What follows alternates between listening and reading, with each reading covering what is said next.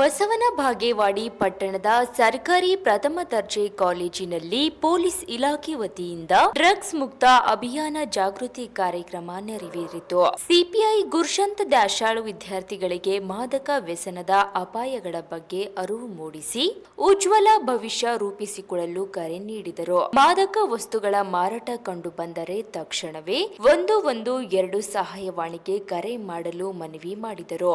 ಕಾರ್ಯಕ್ರಮದಲ್ಲಿ ಪಟ್ಟಣದ ರಕ್ತ ಮಠದ ಸಿದ್ದಲಿಂಗ ಸ್ವಾಮೀಜಿ, ತಹಶೀಲ್ದಾರ್ ವೈಎಸ್ ಸೋಮನಕಟ್ಟಿ, ಬಸಣ್ಣ ಹರಿವಾಳ್, ಧಾರ್ಮಿಕ ಮುಖಂಡರು, ಕಾಲೇಜಿನ ಪ್ರಾಂಶುಪಾಲರು, ಉಪನ್ಯಾಸಕರು, ಸಿಬ್ಬಂದಿ ಹಾಗೂ ವಿದ್ಯಾರ್ಥಿಗಳು, ಪೊಲೀಸ್ ಸಿಬ್ಬಂದಿಗಳು ಇನ್ನಿತರರು ಉಪಸ್ಥಿತರಿದ್ದರು. Bureau report Ravi Kolakar. ಆರೋಗ್ಯಕರ ಮತ್ತು ಸದೃಢ ಸಮಾಜ ನಿರ್ಮಾಣಕ್ಕೆ ನನ್ನ ಸಂಪೂರ್ಣ ಬೆಂಬಲವನ್ನು ನೀಡುತ್ತೇನೆ ಎಂದು ಪ್ರಮಾಣೀಕರಿಸುತ್ತೇನೆ. ಜೈ ಹಿಂದ್. ಜೈ ಹಿಂದ್.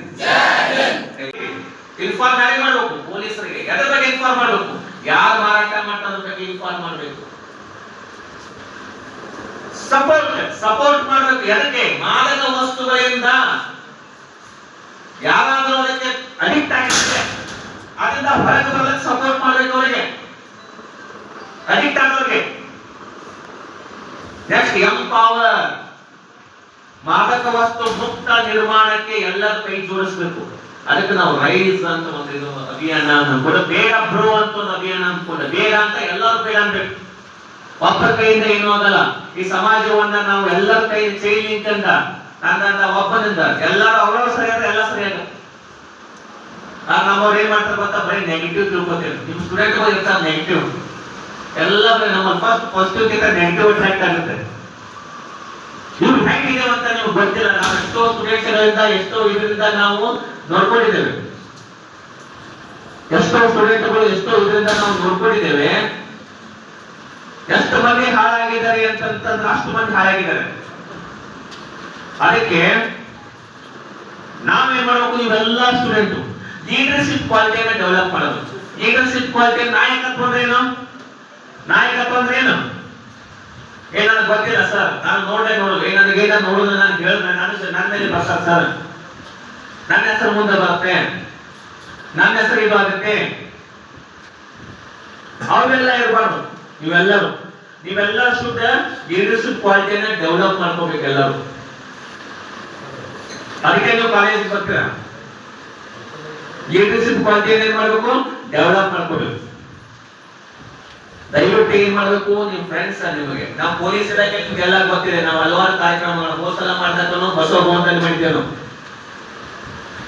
ನಾವು ಎಲ್ಲ 3-4 ಸಾವಿರ ಸ್ಟೂಡೆಂಟ್ ಸೇರಿ ಮಾಡಿದ್ದೇವೆ. ಅವಾಗೆಲ್ಲ ನಮಗೆ ಮಾಡಿದ್ದೇವೆ, ಹಾಡುಗಳನ್ನ ಹಾಡಿದ್ದೇವೆ. ನನಗೆ ಬಹಳ ನೋವಾಗೋದು ಏನಂದ್ರೆ, ನಾನು ಮ್ಯೂಸಿಕ್ನಲ್ಲಿ ಪಾಠ ಮಾಡ್ತಾ ಇದ್ದೆ ಸರ್, ಹೈಸ್ಕೂಲ್ ಅಲ್ಲಿ 10th ಸ್ಟ್ಯಾಂಡರ್ಡ್ ಸ್ಟೂಡೆಂಟ್ಸ್ ಗಳವರು ನನಗೆ ಬಂದು ನನ್ನ ಕ್ಲಾಸ್ ರೂಮ್ ಅಲ್ಲೇ ಕುತ್ಕೊಂಡಿದ್ದಾರೆ. ಆ ಇಬ್ರು ಸ್ಟೂಡೆಂಟ್ಸ್ ಗಳು ಕುತ್ಕೊಂಡ ಮೇಲೆ ಅವ್ರ ಪಕ್ಕದಲ್ಲಿ ಹುಡುಗರೆಲ್ಲ ಸ್ವಲ್ಪ ಡಿಸ್ಟರ್ಬ್ ಮಾಡಕ್ ಶುರು ಮಾಡಿದ್ರು. ಇವ್ರು ಯಾಕೆ ಹೀಗೆ ಕಿರಿಕಿರಿ ಮಾಡ್ತಾ ಇದ್ದಾರೆ? ಸಾಮಾನ್ಯವಾಗಿ ನನ್ನ ಕ್ಲಾಸ್ ಅಲ್ಲಿ ಈ ತರ ಮಾಡ್ತಿರ್ಲಿಲ್ಲ ಅಂತ ಹೇಳ್ಕೊಂಡು ಯಾಕೆ ಡಿಸ್ಟರ್ಬ್ ಮಾಡ್ತೀರಿ ಅಂದ್ರೆ, ಅವ್ರು ಹೇಳಿದ ಹುಡುಗರು, ಸರ್ ಸ್ಮೆಲ್ ಬರ್ತಾ ಇದೆ ಸರ್, ಏನು ಸ್ಮೆಲ್ ಬರ್ತಾ ಇದೆ ಅಂತ. ನನಗೆ ಆಶ್ಚರ್ಯ ಆಗಿ ಹೋಗಿ ನೋಡ್ತೇನೆ, SSLC ಓದುವಂತ ಮಕ್ಕಳು ಇಬ್ರು ಅವರು ಡ್ರಿಂಕ್ಸ್ ಮಾಡಿ ಬಂದು ನನ್ನ ಕ್ಲಾಸ್ ರೂಮ್ ಅಲ್ಲಿ ಕುತ್ಕೊಂಡಿದ್ರು. ನನಗೆ ಇಷ್ಟು ಬೇಜಾರಾಯ್ತಲ್ಲ. ಇಡೀ ದೇಶಕ್ಕೆ ಬೇಕಾಗಿರುವಂತಹ ಸತ್ಪ್ರಜೆಗಳನ್ನ ಕ್ಲಾಸ್ ರೂಮಿನ 4 ಕೊಠಡಿಯ ಗೋಡೆಗಳ ಮಧ್ಯದಲ್ಲಿ ನಿರ್ಮಾಣ ಮಾಡ್ತೇವೆ ಅಂತ ಹೇಳುವ ಟೀಚರ್ಸ್ ಗಳು ನನ್ನ ಕ್ಲಾಸ್ ಅಲ್ಲಿ ಇಬ್ಬರು ಸ್ಟೂಡೆಂಟ್ಸ್ ಗಳು ಕುಳಿತು ಕುತ್ಕೊಂಡಿದ್ದಾರೆ. ಅವರನ್ನ ಹೊರ ಕರೆದೆ, ಈಗ ಹೇಳೋದೇನು ಗೊತ್ತಿಲ್ಲ, ಆದ್ರೆ ಅವರಿಗೆ ಏನ್ ಶಿಕ್ಷೆ ಕೊಡ್ಬೇಕು ಅದನ್ನ ಕೊಟ್ಟೆ. ಅವರು ನನ್ನ ಕಾಲ ಹಿಡ್ಕೊಂಡ್ರು, ಸರ್ ಇನ್ನೊಂದು ಜನ್ಮದಲ್ಲಿ ಹೀಗೆ ಮಾಡೋದಿಲ್ಲ ಅಂತ ಹೇಳಿದ್ರು. ಆದ್ರೆ ಆಶ್ಚರ್ಯ ಏನ್ ಗೊತ್ತಾ, ಅವ್ರು ಹೋಗಿದ್ದು ಹೇಗೆ ಆಗಿದೆ, ನೀವು ಎಲ್ಲ ಹೇಗೆ ಹೋಗ್ತೀರಿ ಅನ್ನೋದಕ್ಕೆ ಹೇಳ್ತೀನಿ. ಅವ್ರಿಗೆ ಅಲ್ಲಿ ಮಿನಿಸ್ಗಿ ಕ್ವಾರಿಗಳು, ಆ ಕ್ವಾರಿಗಳಲ್ಲಿ ರಾತ್ರಿ ಇಡೀ ಕೆಲಸ ಮಾಡ್ಬೇಕಾಗ್ತದೆ. ಅದು ನಮ್ಮ ಸ್ನೇಹಿತರಿಗೆ ಗೊತ್ತಿದೆ, ಕೈಗೂಡಿಸೋರಿ. ಅಲ್ಲಿ ರಾತ್ರಿ ಇಡೀ ಕೆಲಸ ಮಾಡ್ಬೇಕಲ್ಲ, ಅವ್ರಿಗೆ ಎಂತವನ್ನು ಕರ್ಕೊಂಡು ಹೋಗ್ತಾರೆ ಅಂದ್ರೆ, ಅವ್ರು ಈ ಶಾಲೆಯಲ್ಲಿ ಕಲಿತಾ ಇರುವಂತ ಮಕ್ಕಳನ್ನ ಕರ್ಕೊಂಡು ಹೋಗ್ತಾರೆ. ಮತ್ತೆ ಮಕ್ಕಳು ಇಡೀ ರಾತ್ರಿ ಎಲ್ಲ ಅವರು ಕೆಲಸ ಮಾಡ್ಬೇಕಲ್ಲ, ಅವ್ರಿಗೆ ಸುಸ್ತಾಗಬಾರ್ದು ಅನ್ನೋ ಕಾರಣಕ್ಕೆ ಅವ್ರಿಗೆ ಬಿಯರ್ಸ್ ಗಳನ್ನ ಮಾಲೀಕರೇ ಕೊಡಿಸ್ತಾರೆ. ಅವರು ಇವ್ರಿಗೆ ಬಿಯರ್ ಕುಡಿಸಿ ಅವ್ರಿಗೆ ಖುಷಿ ಮಾಡಿ ಇಡೀ ರಾತ್ರಿ ಆ ಇಡೀ ಕಲ್ಲಿನ ಪರಶುಗಳನ್ನ ತೆಗೆಯುವಂತ ಕೆಲಸ ಮಾಡೋದಕ್ಕೆ ಅವ್ರನ್ನ ಹಚ್ತಾರೆ. ಕೇವಲ 150 ರೂಪಾಯಿ ಒಂದು ರಾತ್ರಿ ಒಳಗೆ ಅವ್ರು ಕೊಡ್ತಿದ್ರು. ಅವಾಗ ಅಷ್ಟು ಹಣ ತೆಗೆದುಕೊಂಡು ಕುಡಿದು ಕಲಿತು ದೊಡ್ಡವರಾಗಬೇಕಾಗಿರುವಂತ ಮಕ್ಕಳೆಲ್ಲ ಇಂಥ ದುಶ್ಚಟಕ್ಕೆ ಬಲಿ ಆಗ್ಬಿಟ್ರೆ ತಂದೆ ತಾಯಿಗೆ ಎಷ್ಟು ನೋವಾಗುತ್ತೆ.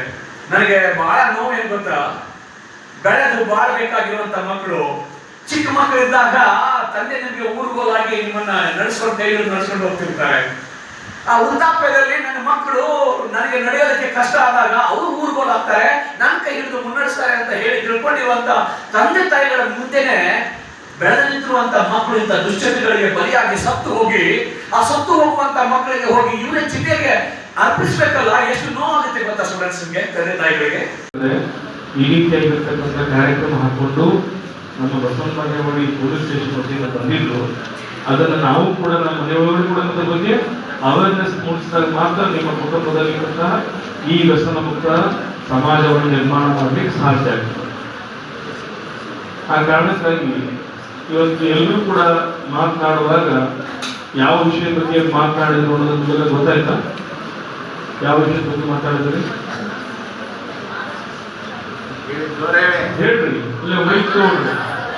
ನಾವು ಅದಕ್ಕೆ ವಸ್ತುಗಳ ಬಗ್ಗೆ ಮಾತನಾಡೋದು. ಅದರಲ್ಲಿ ಯಾವ್ಯಾವ ಬರ್ತಾವ ನಿಮ್ಗೆ ಗೊತ್ತೈತಿ? ಯಾವ್ಯಾವ ಬರ್ತಾವೆ?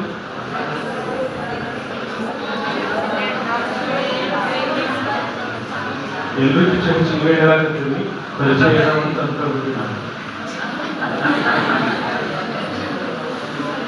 ಆದ್ರೆ ಅದನ್ನ ಅವು ಬಗ್ಗೆ ವಿಚಾರಗಳನ್ನ ತಿಳ್ಕೊಡ್ರಿ. ಅವ್ರಿಂದ ಏನೆಲ್ಲ ಹಾನಿ ಆಗ್ತಾವ ಬಗ್ಗೆ ತಿಳ್ಕೊಡ್ರಿ. ಮತ್ತು ಅದರಿಂದ ನಮಗೆ ಎಷ್ಟು ಅನಾಹುತ ಆಗ್ತೈತಿ, ನಾವು ಅದರಿಂದ ಯಾವ ರೀತಿಯಾಗಿ ಬಚಾವ್ ಆಗ್ಬೇಕು ಅನ್ನೋದನ್ನ ವಿಚಾರ ಮಾಡ್ರಿ. ಹೊತ್ತು ಅದನ್ನ ಪರಿಚಯ ಮಾಡ್ಕೊಂಡ ಅದನ್ನ ತಗೊಂಡ್ರೆ ಏನಾಗ್ತೈತಿ ಅನ್ನೋದು ಮಾತ್ರ ಮಾಡಕ್ ಹೋಗ್ಬೇಡ್ರಿ. ಮತ್ತು ಒಳ್ಳೊಳ್ಳೆ ಮಾತುಗಳನ್ನು ಆಡಿದ್ರು. ನಿಮ್ಮ ವಿಚಾರಗಳಲ್ಲಿ ಏನಾದ್ರು ಅವ್ರಿಗೆ ಗೊತ್ತಾಗಬೇಕಾಗಿಲ್ಲ.